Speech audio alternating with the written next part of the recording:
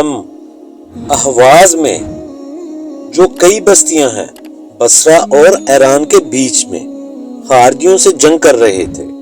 ایک بار میں نہر کے کنارے بیٹھا تھا، اتنے میں ایک شخص ابو برزہ صحابی رضی اللہ عنہ آیا اور نماز پڑھنے لگا۔ کیا دیکھتا ہوں کہ ان کے گھوڑے کی لگام ان کے ہاتھ میں ہے۔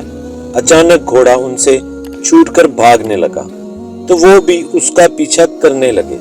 شعبہ نے کہا، یہ ابو برزہ السلمہ رضی اللہ عنہ تھے۔ یہ دیکھ کر خوارج میں سے ایک شخص کہنے لگا کہ اے اللہ اس شیخ کا ناس کر۔ جب وہ شیخ واپس لوٹے تو فرمایا، میں نے تمہاری باتیں سن لی ہیں اور تم کیا چیز ہو؟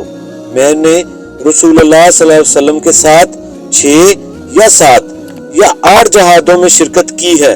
میں نے آپ صلی اللہ علیہ وسلم کی آسانیوں کو دیکھا ہے، اس لیے مجھے یہ اچھا معلوم ہوا کہ اپنا گھوڑا ساتھ لے کر لوٹوں، نہ کہ اس کو چھوڑ دوں، وہ جہاں چاہے چل دے اور میں تکلیف اٹھاؤں۔